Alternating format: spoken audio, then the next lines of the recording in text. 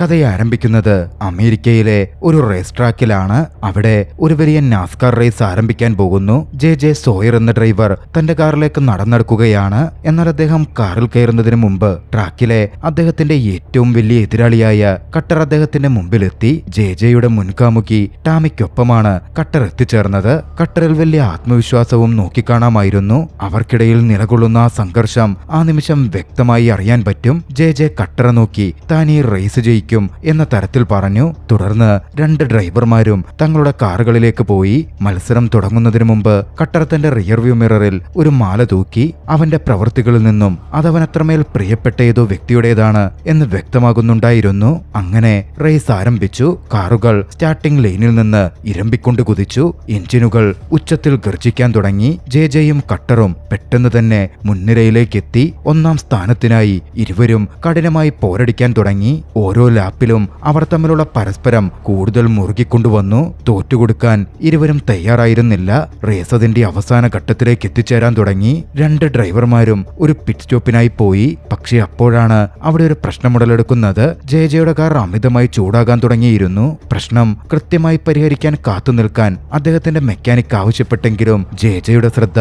വിജയത്തിൽ മാത്രമായിരുന്നു. കട്ടർ അങ്ങനെ മുന്നിലെത്തി വിജയിക്കുന്നത് അയാൾക്ക് സഹിക്കാനാവില്ല. അതുകൊണ്ട് തന്നെ മെക്കാനിക്കിന്റെ മുന്നറിയിപ്പ് അവഗണിച്ച് അദ്ദേഹം വീണ്ടും മത്സരത്തിലേക്ക് കുതിച്ചെത്തി. മത്സരം അതോടെ കൂടുതൽ തീവ്രതയേറിയതായി. രണ്ട് കാറുകളും അതിവേഗത്തിൽ വശങ്ങളായി പായാൻ തുടങ്ങി. എന്നാൽ മെക്കാനിക്ക് മുന്നറിയിപ്പ് നൽകിയതുപോലെ ജെയുടെ എഞ്ചിന് ഗുരുതരമായ തകരാർ സംഭവിച്ചു. പെട്ടെന്ന് ജെക്ക് കാറിന്റെ നിയന്ത്രണം നഷ്ടമായി. അദ്ദേഹത്തിന്റെ കാർ കട്ടറുടെ കാറിൽ ഇടിക്കുകയും അതിനെ മതിലിന് മുകളിലൂടെ തള്ളുകയും ചെയ്തു. നിമിഷങ്ങൾക്കുള്ളിലാണ് എല്ലാം സംഭവിച്ചത്. ജെയുടെ കാർ ട്രാക്കിൽ വലിയ അപകടത്തിൽപ്പെട്ടു. കാർ പലതവണ മറിഞ്ഞു. അതേസമയം കട്ടറുടെ കാറിന് തീപിടിച്ചു. ആ കാഴ്ച കണ്ട് ജെ സ്തംഭിച്ചു പോയിരുന്നു. അദ്ദേഹം കട്ടറിന്റെ പേര് വിളിച്ച് നിലവിളിക്കുന്നുണ്ടെങ്കിലും അപ്പോഴേക്കുമേറെ വൈകിപ്പോയി. തീജ്വാലകൾ ആളിപ്പടർന്നു. കട്ടർ കത്തുന്ന കാറിനുള്ളിൽ കുടുങ്ങിയിരുന്നു. വൈകാതെ കട്ടർ ആ ദുരന്തത്തിൽ മരണപ്പെട്ടു. എല്ലാം അതോടെ മാറിമറിയുകയായിരുന്നു. ആ ഭയാനകമായ അപകടത്തിനു ശേഷം വർഷങ്ങൾ കടന്നുപോയി. ജെ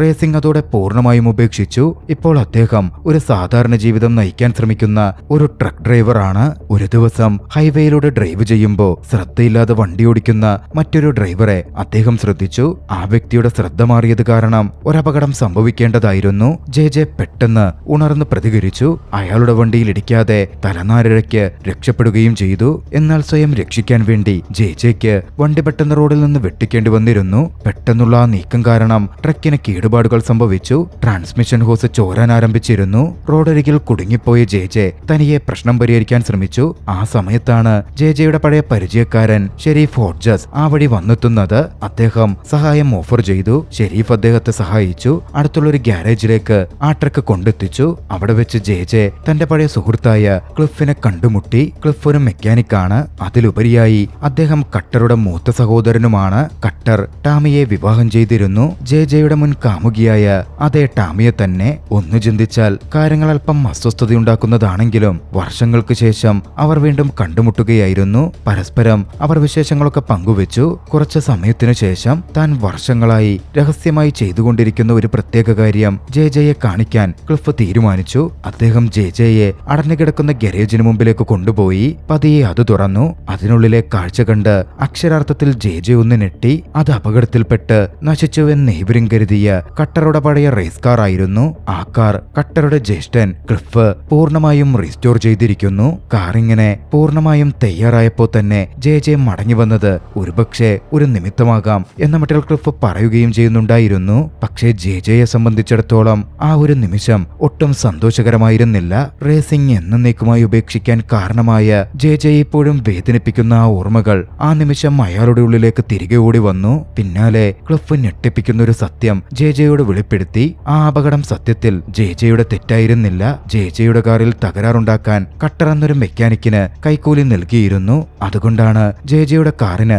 കംപ്ലൈന്റ് വന്നതും ആ അപകടം സംഭവിച്ചതും. അത് കേട്ടതും ജെക്ക് തന്റെ നിയന്ത്രണം തന്നെ നഷ്ടപ്പെട്ടു. ജെയുടെ ഉള്ളിൽ കടുത്ത ദേഷ്യമുണർന്നു. ദേഷ്യത്തിൽ താൻ കുടിച്ചുകൊണ്ടിരുന്ന പാനീയം അദ്ദേഹം ആ കാറിന്റെ ബോണറ്റിലേക്ക് ഒഴിച്ചു. എന്നാൽ അവിടെ വിചിത്രമായ ഒന്ന് സംഭവിച്ചു. ആദരാവകം വെറുതെ ഒഴുകിപ്പോകുന്നതിനു പകരം കാറിന്റെ ബോഡിയിലേക്ക് ആഗിരണം ചെയ്യപ്പെട്ടു. കാർ അത് വലിച്ചെടുക്കുന്ന പോലെയായിരുന്നു അത്. വല്ലാതെ വിചിത്രമായൊരു കാഴ്ച.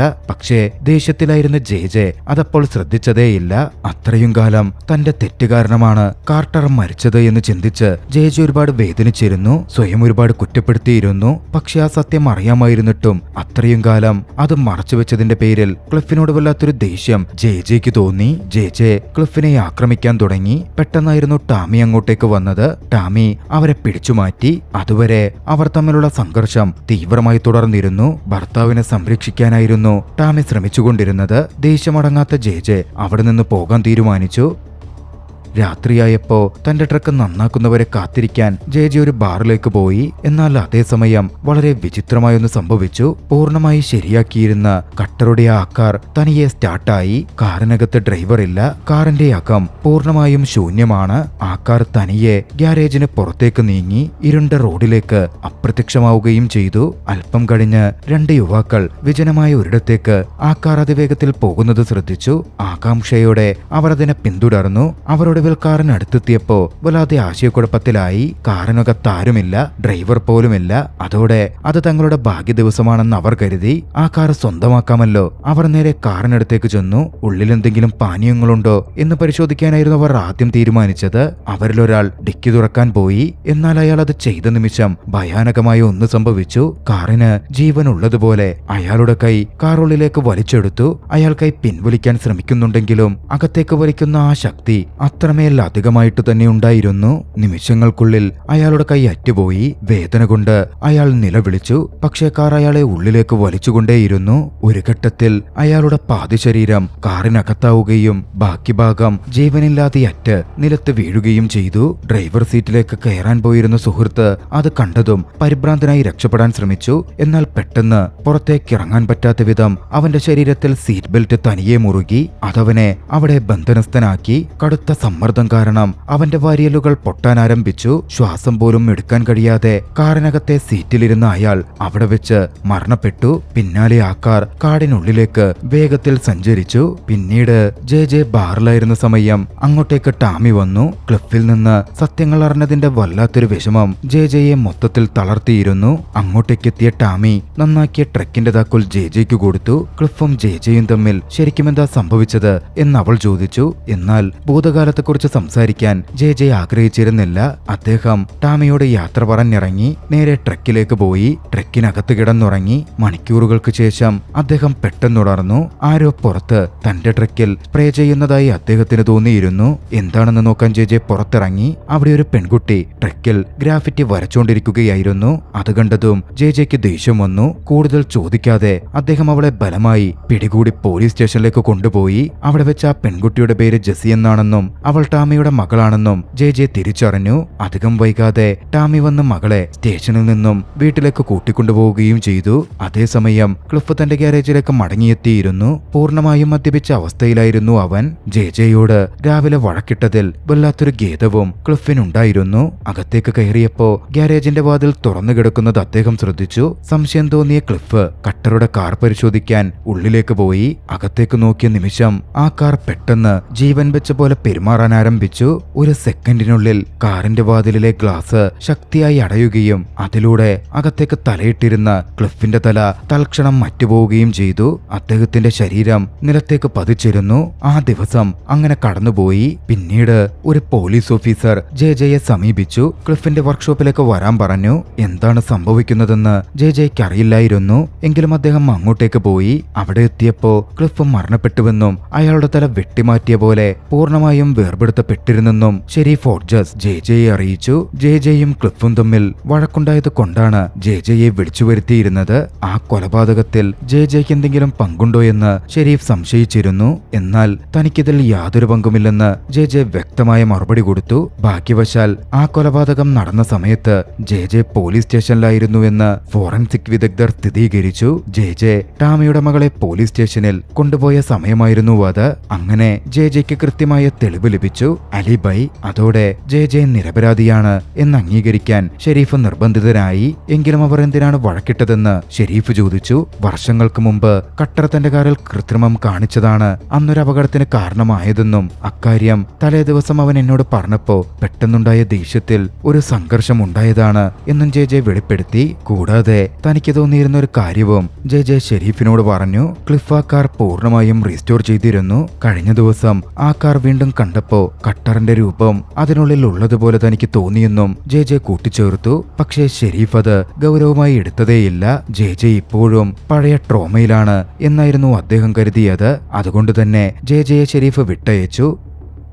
അതിനുശേഷം ടാമി സുരക്ഷിതയാണോ എന്ന് നോക്കാൻ ജെ അവളെ സന്ദർശിക്കാൻ തീരുമാനിച്ചു. അതേസമയം പട്രോളിംഗിലായിരുന്ന ഒരു പോലീസ് ഓഫീസർ റോഡിൽ സഞ്ചരിച്ചു കൊണ്ടിരുന്ന കട്ടറുടെ പഴയ കാർ കണ്ടു.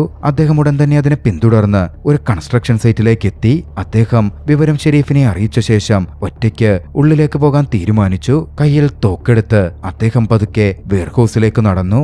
എല്ലാം ശാന്തമായി തന്നെ തുടരുകയായിരുന്നു. പെട്ടെന്നാണ് കട്ടറുടെ കാർ എവിടെ നിന്നോ പ്രത്യക്ഷപ്പെട്ടത്. അദ്ദേഹത്തിന് നേരെ അത് പാഞ്ഞെടുക്കാൻ തുടങ്ങി. ഓഫീസർ കാറിന് നേരെ വെടിയുതിർക്കുന്നുണ്ടെങ്കിലും വെടിയുണ്ടകൾ കാറിനുമേൽ ഒന്നും തന്നെ ചെയ്യുന്നുണ്ടായിരുന്നില്ല. കാർ അദ്ദേഹത്തെ ഇടിക്കുകയും ബോണറ്റിന് മുകളിലേക്ക് തെറിപ്പിക്കുകയും ചെയ്തു. തുടർന്ന് അതിഭയാനകമായൊന്ന് സംഭവിച്ചു. വിൻഷീൽഡ് വൈപ്പറുകളിൽ നിന്ന് മൂർച്ചയുള്ള ബ്ലേഡുകൾ പുറത്തേക്ക് വന്നു. അവയുപയോഗിച്ച് കാർ ആ പോലീസ് ഓഫീസറെ ക്രൂരമായി കൊലപ്പെടുത്തി. അദ്ദേഹത്തിന്റെ ശരീരം ജീവനില്ലാതെ നിലത്തു വീണു. മറുവശത്ത് ടാമിയുടെ വീട്ടിൽ അവൾ ജെയോടൊപ്പം ഇരുന്ന് പഴയ കാര്യങ്ങൾ സംസാരിക്കുകയായിരുന്നു. കട്ടർ എങ്ങനെയാണ് പതുക്കെ തന്റെ കാറിനോട് ഏറെ ഭ്രാന്തമായ അഭിനിവേശമുള്ളവനായി മാറിയതെന്ന് അവൾ വിവരിച്ചു. കട്ടറെ സംബന്ധിച്ചിടത്തോളം റേസിംഗ് ഒരു കായിക വിനോദം മാത്രമായിരുന്നില്ല, അതായിരുന്നു കട്ടറുടെ എല്ലാം. ഒടുവിൽ ആ ഭ്രാന്തമായ ആവേശമാണ് അയാളെ മരണത്തിലേക്ക് നയിച്ചതും. താൻ നേരത്തെ അനുഭവിച്ച കാര്യങ്ങൾ ജെ അവളോട് പങ്കുവെച്ചു. കാർ വീണ്ടും പുനർനിർമ്മിച്ചപ്പോ കട്ടർ എപ്പോഴും അതിനുള്ളിൽ ഉള്ളതുപോലെയും അയാളുടെ പ്രേതമാണ് ഇപ്പോൾ ആ കാർ നിയന്ത്രിക്കുന്നതെന്നും ജെ പറഞ്ഞു. എന്നാൽ ടാമിയാകട്ടെ അതൊന്നും വിശ്വസിക്കുന്നേയില്ല. ജെ വെറുതെ വിട്ടിത്തം പറയുകയാണ് എന്നായിരുന്നു അവൾ കരുതിയത്. അസ്വസ്ഥയായ അവൾ ജെയോട് അവിടം വിട്ട് പോവാനും ആവശ്യപ്പെട്ടു. ജെ പക്ഷേ സത്യമാണ് പറയുന്നതെന്ന് അവൾ അറിഞ്ഞിരുന്നതേയില്ല. എന്തായാലും അത് കഴിഞ്ഞതും ജെ ആ പട്ടണം വിട്ടു പോവാൻ തീരുമാനിച്ചു. ട്രക്കിൽ കയറി യാത്ര തുടങ്ങാൻ ഒരുങ്ങുമ്പോൾ ടാമിയുടെ മകൾ ജെസി അതിനകത്ത് ഒളിച്ചിരിപ്പുള്ള കാര്യം അദ്ദേഹം അറിഞ്ഞിരുന്നില്ല. തന്റെ അച്ഛന്റെ മരണത്തെക്കുറിച്ച് കൂടുതൽ അറിയാൻ വേണ്ടിയായിരുന്നു അവൾ രഹസ്യമായി ജെയുടെ ട്രക്കിൽ ഒളിച്ചു കയറിയിരുന്നത്. ജെ വരുന്നത് കണ്ടപ്പോ അവൾ ട്രക്കിനകത്ത് ഒളിച്ചിരുന്നു. ജെയാകട്ടെ ഇതറിയാതെ ഡ്രൈവിംഗും തുടങ്ങി. അല്പം കഴിഞ്ഞാണ് അവൾ വണ്ടിയിലുള്ള കാര്യം അദ്ദേഹം തിരിച്ചറിയുന്നത്. അദ്ദേഹം ദേഷ്യപ്പെടുകയും അവളോട് പുറത്തിറങ്ങാൻ പറയുകയും ചെയ്തു. എങ്കിലും അവളെ തനിച്ചാക്കാതെ സുരക്ഷിതമായി തിരികെ വീട്ടിലെത്തിക്കാനായിരുന്നു ജെ തീരുമാനിച്ചത്. വഴിമധ്യേ അദ്ദേഹം അവൾക്ക് ലഘുഭക്ഷണം വാങ്ങി നൽകി. എന്നാൽ വീട്ടിലേക്ക് പോകാൻ തനിക്ക് താല്പര്യമില്ലെന്നപ്പോ ജെസി വല്ലാതെ വാശി പിടിക്കാൻ തുടങ്ങി. ജെയോടൊപ്പം താൻ നിന്നോളാം എന്ന് പോലും അവൾ പറയുകയും ചെയ്തു. പക്ഷേ ജെ അതിന് വിസമ്മതിച്ചു. ടാമിക്കിപ്പോ അവളുടെ മകളെ ആവശ്യമുള്ള സമയമാണ് എന്ന് അദ്ദേഹത്തിന് അറിയാമായിരുന്നു. അതിനാൽ അവളെ തിരികെ എത്തിക്കണം. ആ കാര്യത്തിൽ അദ്ദേഹം നിർബന്ധം പിടിച്ചു. ജെസിക്കത് ഒട്ടും ഇഷ്ടപ്പെട്ടതേയില്ല. അവൾ ഉച്ചത്തിൽ ജെയോട് തർക്കിക്കാൻ തുടങ്ങി. പൊതുസ്ഥലത്ത് അവർ തമ്മിലൊരു ബഹളം തന്നെ ഉണ്ടായി. എന്നാൽ കാര്യങ്ങൾ കൂടുതൽ വഷളാവുന്നതിനു മുമ്പ് ഞെട്ടിപ്പിക്കുന്ന ഒന്ന് സംഭവിച്ചു. അവരുണ്ടായിരുന്ന ആയിടത്ത് ആ പ്രേതക്കാർ പ്രത്യക്ഷപ്പെട്ടു. അതവിടുത്തെ മേശകളും ചുവരുകളും പാതയിൽ ഉള്ളതെല്ലാം തകർത്ത് പാഞ്ഞുവരാൻ ആരംഭിച്ചു. അത് തന്റെ അച്ഛന്റെ കാറാണെന്ന് ജെസിയുടൻ തന്നെ തിരിച്ചറിഞ്ഞിരുന്നു. എന്നാൽ അതിൽ ഡ്രൈവർ ഉണ്ടായിരുന്നില്ല. അത് കണ്ടതും ആ സത്യം അവൾ മനസ്സിലാക്കി. ജെ വേഗത്തിൽ പ്രതികരിക്കുകയും അവളെയും കൂട്ടി ട്രക്കിൽ കയറി അവിടെ നിന്ന് അതിവേഗത്തിൽ രക്ഷപ്പെടുകയും ചെയ്തു. അതേസമയം ജെസി തിരികെ വീട്ടിലെത്തിയിട്ടില്ലെന്ന കാര്യം ടാമി ശ്രദ്ധിച്ചു. ആശങ്കയോടെ അവൾ പോലീസ് സ്റ്റേഷനിലെത്തി. ജെസിയെ കാണാനില്ലെന്ന വാർത്ത ഷെരീഫ് ഫോർജസിനടുക്കൽ റിപ്പോർട്ട് ചെയ്തു. ഷെരീഫ് അത് ഗൗരവമായി എടുത്തു. കാരണം അന്ന് നേരത്തെ പ്രേതക്കാർ കൊലപ്പെടുത്തിയ 2 യുവാക്കളുടെ മൃതദേഹങ്ങൾ അദ്ദേഹം കണ്ടെത്തിയിരുന്നു. അതുകൊണ്ട് തന്നെ ജെസിയും അപകടത്തിലാണോ എന്ന് അദ്ദേഹം ഭയപ്പെട്ടു. പക്ഷെ ഒരു പ്രശ്നമുണ്ട്. ഷെരീഫ് ഇപ്പോഴും ജെയെ സംശയിക്കുന്നു. കട്ടറുമായും ക്ലിഫുമായും ജെക്കുണ്ടായിരുന്ന പഴയ പിണക്കം കാരണം ഇതൊക്കെ ജെ ചെയ്തതാവാം എന്നായിരുന്നു ഷെരീഫ് കണക്കുകൂട്ടിയിരുന്നത്. ടാമിയോട് അയാൾ അത് പറഞ്ഞതും ടാമി അത് കൂടുതൽ ഭയപ്പെടുത്തി. കാർ ഒരു പ്രേതബാധയുള്ളതാണെന്ന് ജെ പറഞ്ഞ കാര്യങ്ങൾ ആ നിമിഷം അവൾ ഓർത്തു. അതോടെ ജെ പറഞ്ഞ കാര്യങ്ങൾ സത്യമാണോ എന്നവൾ സംശയിക്കാനും തുടങ്ങി. ഷെരീഫും സംഘവും ആയുധങ്ങളും എടുത്ത് സമയത്ത് ജെജെയെ പിന്തുടരാൻ തുടങ്ങി. ജെസ്സി ജെജെയുടെ കൂടെയുണ്ടെന്ന് വിശ്വസിച്ച് ടാമിയും അവരോടൊപ്പം ചേർന്നിരുന്നു. അവരുടെ ഊഹം തെറ്റിയിരുന്നില്ല.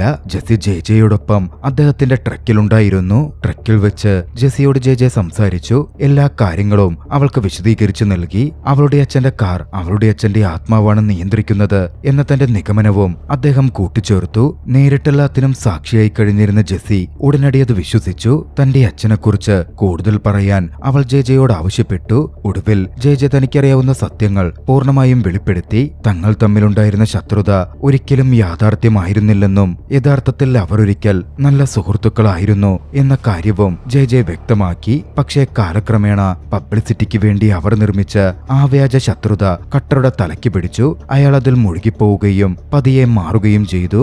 അതുകൂടി കേട്ടപ്പോൾ ജെസ്സിക്ക് ജെജെയെ കൂടുതൽ മനസ്സിലാക്കാൻ സാധിച്ചു. അവൾ ജെജെയെ കൂടുതൽ വിശ്വസിക്കാൻ ആരംഭിച്ചു. പെട്ടെന്നൊരു പോലീസ് വണ്ടി പിന്നിൽ വരികയും ട്രക്ക് നിർത്താൻ ജെജെയെ നിർബന്ധിക്കാൻ ആരംഭിക്കുകയും ചെയ്തു. ജെജെ ട്രക്ക് നിർത്തി. ഷെരീഫ് ഹോഡ്ജസ് പുറത്തിറങ്ങി ജെജെക്ക് നേരെ തോക്ക് ചൂണ്ടി അനങ്ങരുതെന്ന് ഉത്തരവിട്ടു. ജെസ്സിക്കത് കണ്ടതും ദേഷ്യം വന്നു. ജെജെ നിരപരാധിയാണെന്നും ഇതിന് പിന്നിൽ ഒരു പ്രേതക്കാരാണെന്നും അവൾ വിശദീകരിക്കാൻ ശ്രമിച്ചു. എന്നാൽ ആരും തന്നെ അത് ചെവികൊള്ളുന്നുണ്ടായിരുന്നില്ല. നിരാശയോടെ അവൾ അവിടെ നിന്ന് ഓടിപ്പോയി. അതും അവിടെ ഉണ്ടായിരുന്ന കാടിനകത്തേക്ക്. ടാമിയും പോലീസുകാരും അവളുടെ പിന്നാലെ ചെന്നു. അതേസമയം ജെജെ ഷെരീഫിനോട് സത്യം പറയാൻ ശ്രമിച്ചു. പക്ഷേ ഷെരീഫ് ഒരു വാക്കുപോലും വിശ്വസിക്കുന്നില്ല. ഷെരീഫ് ജെജെയെ ട്രക്കിന് നേരെ തള്ളി നിർത്തി അറസ്റ്റ് ചെയ്യാൻ ഒരുങ്ങുകയായിരുന്നു. കയ്യിലുണ്ടായിരുന്ന വിലങ്ങെടുക്കുമ്പോഴേക്കും പെട്ടെന്ന് പ്രേതക്കാർ അതിവേഗത്തിൽ പാഞ്ഞു വന്നു. ഷെരീഫ് ഹോഡ്ജസിനെ ഇടിച്ചു തെറിപ്പിച്ചു. ഷെരീഫ് തൽക്ഷണം അവിടെ വെച്ച് കൊല്ലപ്പെട്ടു. എന്നാൽ കാർ അവിടെ നിർത്തുന്നുണ്ടായിരുന്നില്ല. കൂടുതൽ ഇരകളെ തേടി അത് തിരിയാൻ തുടങ്ങി. ഷെരീഫിന് ഗുരുതരമായി പരിക്കേറ്റത് കണ്ട് അദ്ദേഹത്തിന്റെ അസിസ്റ്റന്റ് ഷോട്ട് ഗണ്ണെടുത്ത് ആ കാറിന് നേരെ വെടിയുതിർത്തു. പക്ഷേ ആ കാറിന് ഒന്നും തന്നെ സംഭവിക്കുന്നുണ്ടായിരുന്നില്ല. കാർ ആ ഓഫീസറുടെ നേരെ പാഞ്ഞെടുക്കുകയും ഓഫീസറെ ഇടിച്ച് വീഴ്ത്തുകയും അവരുടെ മുകളിലൂടെ കയറി ഇറങ്ങുകയും ചെയ്തു. വേദന കൊണ്ട് ഓഫീസർ നിലവിളിച്ചു. ജെജെ ഉടൻ തന്നെ ഉണർന്നു പ്രവർത്തിച്ചു. ടാമിയോടും ജെസ്സിയോടും സുരക്ഷിതമായി ട്രക്കിനകത്തേക്ക് കയറിയിരിക്കാൻ അദ്ദേഹം ആവശ്യപ്പെട്ടു. തുടർന്ന് അദ്ദേഹം പോലീസുകാരിയെ സഹായിക്കാൻ ഓടിച്ചെന്നു. അവളുടെ കാലുകളിൽ പിടിച്ച് വശത്തേക്ക് വലിക്കാൻ ജെജെ ശ്രമിച്ചെങ്കിലും കാർ പെട്ടെന്ന് വേഗത കൂട്ടി. ഇത്തവണ കാറിന്റെ ടയർ അവരുടെ തല പൂർണ്ണമായും തകർത്തു. പിന്നാലെ ആ പ്രേതക്കാർ ജെജെയുടെ നേരെ തിരിഞ്ഞു. അദ്ദേഹം കഷ്ടിച്ച് രക്ഷപ്പെട്ട് കൃത്യസമയത്ത് ട്രക്കിലേക്ക് കയറി. ഒരു സെക്കൻഡ് പോലും കളയാതെ അദ്ദേഹം ആ ട്രക്ക് അവിടെ നിന്ന് ഓടിച്ചു പോവാനും തുടങ്ങി. വിജനമായ റോഡിലൂടെ പോകുമ്പോൾ കണ്ട കാഴ്ചകളുടെ ആഘാതത്തിലായിരുന്നു ടാമി. കട്ടറുടെ ആത്മാവാണിതിന് പിന്നിലെന്ന് അവൾക്കിപ്പോഴും വിശ്വസിക്കാനായിട്ടില്ല. താനൊരിക്കൽ സ്നേഹിച്ച ഒരാൾ സ്വന്തം സഹോദരനുൾപ്പെടെ കൊലപ്പെടുത്തുന്നത് അംഗീകരിക്കാൻ അവൾ പ്രയാസപ്പെട്ടു. ജെജെ തന്റെ ശ്രദ്ധ മാറ്റുന്നേയുണ്ടായിരുന്നില്ല. സുരക്ഷിതമായൊരിടം കണ്ടെത്തുക എന്നതും മാത്രമാണ് പ്രധാനം എന്ന് അദ്ദേഹം അവരോടായി പറഞ്ഞു. സഹായത്തിനായി റേഡിയോ ഉപയോഗിച്ച് ശ്രമിച്ചെങ്കിലും ആരും മറുപടി നൽകുന്നുണ്ടായിരുന്നില്ല. ആ റോഡിൽ ഇപ്പോൾ അവർ തികച്ചും ഒറ്റപ്പെട്ടിരിക്കുന്നു. അതിനാൽ പരമാവധി ദൂരത്തേക്ക് യാത്ര ചെയ്യാനാണ് ജെജെ തീരുമാനിച്ചത്. മണിക്കൂറുകൾ യാത്ര ചെയ്ത് പിന്നിട്ടു. ജെസ്സി ഇതിനിടയിൽ ഉറങ്ങിപ്പോയി. മകളെ നോക്കിയ ടാമി ഒരു കാര്യം ശ്രദ്ധിച്ചു. ജെസ്സി ജെജെയെ ഇപ്പോൾ കൂടുതൽ വിശ്വസിച്ചു തുടങ്ങിയിരിക്കുന്നു. ടാമി ആ സമയം ജെജെയോട് തന്റെ മനസ്സ് തുറന്നു. ജെസ്സിയുമായുള്ള തന്റെ ബന്ധം എന്നും പ്രയാസകരമായിരുന്നുവെന്നും കട്ടറുമായുള്ള വിവാഹ ജീവിതം ഒരിക്കലും പൂർണ്ണമായിരുന്നില്ലെന്നും അവൾ പറഞ്ഞു. കട്ടർ എപ്പോഴും സ്വാർത്ഥനായിരുന്നുവെന്നും വിജയത്തിന് പിന്നാലെ മാത്രമായിരുന്നു അവന്റെ യാത്രയെന്നും അവൾ തുറന്ന് സമ്മതിച്ചു. തുടർന്ന് അവൾ ഞെട്ടിപ്പിക്കുന്ന ഒന്ന് പറഞ്ഞു. അന്ന് തന്റെ മുമ്പിൽ അവസരമുണ്ടായപ്പോഴും ജെജെക്ക് പകരം കട്ടറെ തിരഞ്ഞെടുത്തതിൽ താൻ ഖേദിക്കുന്നുണ്ടെന്നായിരുന്നു അത്. ക്ലിഫും ജെജെയും തമ്മിൽ ശരിക്കും എന്താണ് സംഭവിച്ചതെന്ന് അവൾ വീണ്ടും ചോദിക്കുന്നുണ്ടെങ്കിലും ജെജെ ആ ചോദ്യത്തിന് മറുപടി പറഞ്ഞില്ല. കട്ടറും ക്ലിഫും ആ അപകടത്തിന് ഉത്തരവാദികളാണെന്ന് അവളെ അറിയിക്കാൻ എന്തുകൊണ്ടോ ജെജെ ആഗ്രഹിച്ചില്ല. അവർ യാത്ര തുടരുമ്പോൾ പെട്ടെന്ന് ട്രക്ക് തകരാറിലായി. ജെജെക്ക് റോഡിന് നടുവിൽ ട്രക്ക് നിർത്തേണ്ടി വന്നു. 3 പേരും പുറത്തിറങ്ങി. ജെജെ എഞ്ചിൻ പരിശോധിച്ചു. പക്ഷേ തകരാർ ഗുരുതരമായിരുന്നു. ട്രക്കിന്റെ ട്രാൻസ്മിഷൻ തകരാറിലായി കഴിഞ്ഞിരിക്കുന്നു. പെട്ടെന്ന് ശരിയാക്കാൻ കഴിയുന്ന ഒന്നല്ലേ അത്. അവർ അവിടെ കുടങ്ങി. എന്നാൽ അപ്പോഴാണ് ജെജെ ഒരു കാര്യം ഓർക്കുന്നത്. ആ ട്രക്കിനകത്ത് അന്ന് ഡെലിവർ ചെയ്യാൻ വേണ്ടി കൊണ്ടുപോയിരുന്ന ഒരു റേസിംഗ് കാർ ഉണ്ട്. ഒരു നാസ്കാർ റേസ് കാർ. അതിൽ സഞ്ചരിക്കാം എന്നവർ തീരുമാനിച്ചു. അത് മാത്രമാണ് അവരുടെ മുന്നിലെ ഏക പ്രതീക്ഷ. ജെജെ ഉടൻ ആ കാർ തയ്യാറാക്കാൻ തുടങ്ങി. ജോലിക്കിടയിൽ അദ്ദേഹം ടാമിയോട് ജെസ്സിയെക്കുറിച്ച് സംസാരിച്ചു. ജെസ്സി ധീരയും ഭയമില്ലാത്തവളുമാണെന്നും ഒരു റേസറെ പോലെയാണെന്നും ജെജെ പറഞ്ഞു. അപ്പോഴാണ് ടാമി ആ സത്യം വെളിപ്പെടുത്തിയത്. ജെസ്സിക്ക് ആ ധീരത ലഭിച്ചത് അവളുടെ യഥാർത്ഥ അച്ഛനിൽ നിന്നാണെന്നും ആ അച്ഛൻ ജെജെയാണെന്നും ടാമി പറഞ്ഞു. ജെജെ അത് കേട്ടതും ഒരു നിമിഷം സ്തംഭിച്ചു നിന്നു. ഇത്രയും കാലം ടാമി ഈ രഹസ്യം തന്നിൽ നിന്നും മറച്ചുവെച്ചുവെന്ന് വിശ്വസിക്കാൻ പോലും ജെജെക്കായില്ല. ഉണ്ടായിരുന്നില്ല. ജെജെയ്ക്ക് ഒരേ സമയം ദേഷ്യവും ഏറെ വിഷമവും തോന്നി. എന്നാൽ അവർ അറിയാതെ ജെസി ഇതൊക്കെ കേൾക്കുന്നുണ്ടായിരുന്നു. സത്യം ഉൾക്കൊള്ളാൻ കഴിയാതിരുന്ന അവൾ ട്രക്കിൽ നിന്നിറങ്ങി അടുത്തുള്ള കാട്ടിലേക്ക് ഓടിപ്പോയി. അവൾ അസ്വസ്ഥയും വല്ലാതെ ആശയക്കുഴപ്പത്തിലുമായിരുന്നു. കാട്ടിനുള്ളിലേക്ക് ഓടുന്നതിനിടയിൽ അവൾ പെട്ടെന്ന് നിന്നു. അവളുടെ മുന്നിൽ ആ പ്രേതക്കാർ അതാ വന്നു നിൽക്കുന്നു. സൂക്ഷിച്ചു നോക്കിയപ്പോൾ അവൾ പേടിപ്പെടുത്തുന്ന ഒന്ന് കണ്ടു. ആ കാറിന്റെ ഡ്രൈവർ സീറ്റിൽ സുതാര്യമായ ഒരു രൂപമുണ്ട്. അത് കട്ടറുടെ ആത്മാവാണ്. എന്നാൽ അടുത്ത നിമിഷത്തിൽ ആ ആത്മാവ് അപ്രത്യക്ഷമായി. ജെസി പതുക്കെ ആ കാറിനടുത്തേക്ക് നടന്നു. കാറിനുള്ളിൽ റിയർ വ്യൂ മിററിൽ തൂങ്ങിക്കിടക്കുന്ന എന്തോ ഒന്ന് അവൾ ശ്രദ്ധിച്ചു. ഓരോ റേസിന് മുമ്പും കട്ടർ തന്റെ മിററിൽ തൂക്കിയിടാറുണ്ടായിരുന്ന അതേ മാലയായിരുന്നു അത്. അവളതെടുക്കാൻ കൈനീട്ടി. പക്ഷെ അവളതിൽ തൊട്ട നിമിഷം കാർ അവളെ ഉള്ളിലേക്ക് വലിച്ചെടുത്തു. പിന്നാലെ സീറ്റ് ബെൽറ്റ് അവളെ വരിഞ്ഞു മുറുക്കാൻ തുടങ്ങി. അവൾ ആ സീറ്റ് ബെൽറ്റിൽ കാറിനുള്ളിൽ കുടുങ്ങിപ്പോയി. അതേസമയം ജെ തന്റെ റേസ് കാർ തയ്യാറാക്കി കഴിഞ്ഞിരുന്നു. അദ്ദേഹം ജെസിയെ വിളിച്ചെങ്കിലും അവളെ കാണുന്നുണ്ടായിരുന്നില്ല. ജെ അവളെ കണ്ടെത്താൻ ശ്രമിക്കുമ്പോഴേക്കും ആ പ്രേതക്കാർ ജെസിയെ ബന്ദിയാക്കിയ നിലയിൽ ജെയും മറികടന്ന് മുന്നോട്ട് കുതിച്ചു. ജെയും ടാമിയും ഉടൻ തന്നെ റേസ് കാറിൽ കയറി അതിന്റെ പിന്നാലെ പാഞ്ഞു. പോകുന്ന വഴിയിൽ താൻ മനസ്സിലാക്കിയ കാര്യങ്ങൾ ജെ വിശദീകരിച്ചു. കട്ടറുടെ ആത്മാവ് പ്രതികാരത്തിനു വേണ്ടി തിരികെ വന്നതായിരിക്കാം. പക്ഷെ അത് മാത്രമല്ല, മരണശേഷവും താൻ ഒരു മികച്ച ഡ്രൈവറാണെന്ന് തെളിയിക്കാൻ കട്ടറിന് അവസാനമായ ഒരു അവസരം വേണം. അതിനൊരു മത്സരം വേണം. ടാമിക്ക് ഒന്നും മനസ്സിലാകുന്നുണ്ടായിരുന്നില്ല. കട്ടർ എന്തിനാണ് പ്രതികാരം ആഗ്രഹിക്കുന്നത് എന്ന് അവൾ ചോദിച്ചു. സത്യമറിയാൻ അവൾ വീണ്ടും വീണ്ടും ജെയോട് ചോദിച്ചെങ്കിലും ജെ അതെല്ലാം മറച്ചുവെച്ചു. ഇപ്പോൾ ജെസിയെ രക്ഷിക്കുക എന്നത് മാത്രമാണ് ജെയുടെ മുന്നിലുണ്ടായിരുന്നത്. അതിനിടെ പ്രേതക്കാരനുള്ളിൽ ജെസി സീറ്റ് ബെൽറ്റ് അഴിക്കാൻ ശ്രമിച്ചു. അതിൽ വിജയിക്കുകയും ചെയ്തു. എന്നാൽ ചുറ്റും കാണുന്ന കാഴ്ചകൾ വല്ലാതെ ഭയാനകമായിരുന്നു. കാറിനകത്ത് മുഴുവൻ രക്തമാണ്. ക്ലിഫിന്റെ അറ്റുപോയ തല കാറിന്റെ പാസഞ്ചർ സീറ്റിൽ കിടക്കുന്നുണ്ട്. ജെസി പരിഭ്രാന്തിയായി രക്ഷപ്പെടാൻ ശ്രമിച്ചു. പക്ഷെ കാർ അതിവേഗത്തിലാണ് മുന്നോട്ട് കുതിക്കുന്നത്. ഒടുവിൽ കാറിനെ ചേസ് ചെയ്ത് ജെ ആ പ്രേതക്കാറിനൊപ്പം എത്തി. എങ്കിലും അത് കുറച്ചകലെയായിരുന്നു. അതിനാൽ അദ്ദേഹം അപകടകരമായ ഒരു പദ്ധതിയിട്ടു. അദ്ദേഹം പ്രേതക്കാരനെ നേരിട്ട് വെല്ലുവിളിക്കുകയും അവിടെ ഉണ്ടായിരുന്ന ഒരു ഫാക്ടറിയിലേക്ക് നയിക്കുകയും ചെയ്തു. താനൊരു കെണിയൊരുക്കുന്നതുവരെ എല്ലാത്തിൽ നിന്നും മാറി നിൽക്കാൻ ജെ ടാമിയോട് പറഞ്ഞു. വൈകാതെ പ്രേതക്കാർ അവിടെ എത്തി. ടാമി പുറത്തായിരുന്നു. ടാമി ഇടിക്കാൻ വേണ്ടി പ്രേതക്കാർ പാഞ്ഞെടുക്കാൻ തുടങ്ങി. എന്നാൽ പെട്ടെന്ന് ജെ ഒരു വലിയ എക്സ്കവേറ്ററുമായി അങ്ങോട്ടേക്ക് കുതിച്ചെത്തുകയും പ്രേതക്കാരനെ ഇടിക്കുകയും ചെയ്തു. മതിലിനും എക്സ്കവേറ്ററിനും ഇടയ്ക്കായി ആ പ്രേതക്കാർ ജെ കുടുക്കി. പിന്നാലെ ഒരു ക്രോബാർ ഉപയോഗിച്ച് ആ പ്രേതക്കാരന്റെ വിൻഷീൽഡ് തകർത്ത് ജെസിയെ ഒരു തരത്തിൽ ജെ മോചിപ്പിച്ചു. അദ്ദേഹം അവളെയും കൂട്ടി ഓടാൻ തുടങ്ങി. പക്ഷെ ഒന്നും അവസാനിച്ചിരുന്നില്ല. പ്രേതക്കാർ ആ ട്രാപ്പിൽ നിന്ന് പുറത്തു ചാടി വീണ്ടും അവരെ പിന്തുടരാൻ ആരംഭിച്ചു. ജെസിയോട് ടാമിയോടൊപ്പം സുരക്ഷിതയായി പോകാൻ ജെ പറഞ്ഞു. തുടർന്ന് അദ്ദേഹം കാറിന്റെ ശ്രദ്ധ തിരിക്കാൻ എതിർദിശയിലേക്ക് ഓടി. പ്രേതക്കാർ ജെയെ പിന്തുടർന്നു. ജെ പരമാവധി വേഗത്തിലോടി. കാർ അദ്ദേഹത്തിന്റെ തൊട്ടുപിന്നിലുണ്ട്. എന്നാൽ അവസാന നിമിഷം ജെ അതിനെ കബളിപ്പിച്ചു. അദ്ദേഹം പെട്ടെന്നൊരു വശത്തേക്ക് മാറി. പ്രേതക്കാർ നേരെ കടലിലേക്ക് തെറിച്ചു വീണു. ഒരു നിമിഷമെല്ലാം അവസാനിച്ചു എന്ന് തോന്നിയിരുന്നു. പക്ഷെ അവരെ ഞെട്ടിച്ചുകൊണ്ട് ആ പ്രേതക്കാർ കടലിനുള്ളിൽ നിന്ന്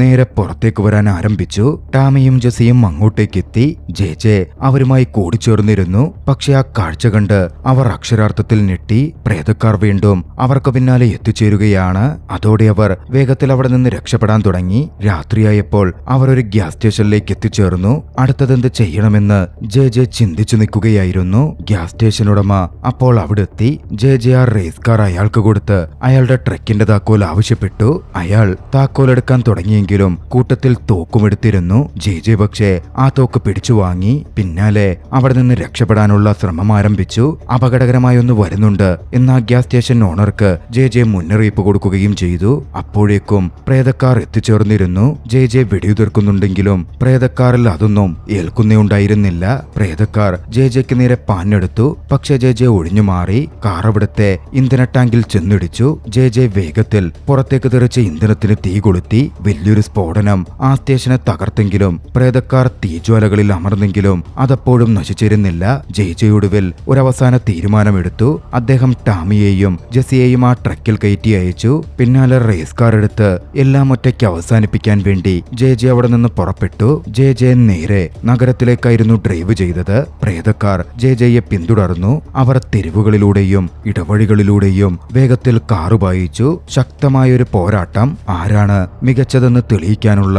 അവസാന പോരാട്ടം. പെട്ടെന്ന് പ്രേതക്കാർ അപ്രത്യക്ഷമായി. പിന്നാലെ ജെജെയെ പിന്നിൽ നിന്ന് വന്നിടിച്ചു. ഒരു ഘട്ടത്തിൽ പ്രേതക്കാർ ജെജെയുടെ അരികിൽ നിർത്തി. ജെജെ കട്ടറുടെ ആത്മാവിനെ വീണ്ടും കണ്ടു. പക്ഷേ ഇതെല്ലാം ജെജെയുടെ തന്ത്രമായിരുന്നു. ജെജെ പ്രേതക്കാരനെ നിയന്ത്രിച്ച് ഒടുവിൽ ടാമി തന്നെ കാത്തുനിൽക്കുന്ന ഒരു ജങ്ക്യാർഡിലേക്കായിരുന്നു എത്തിച്ചേർന്നത്.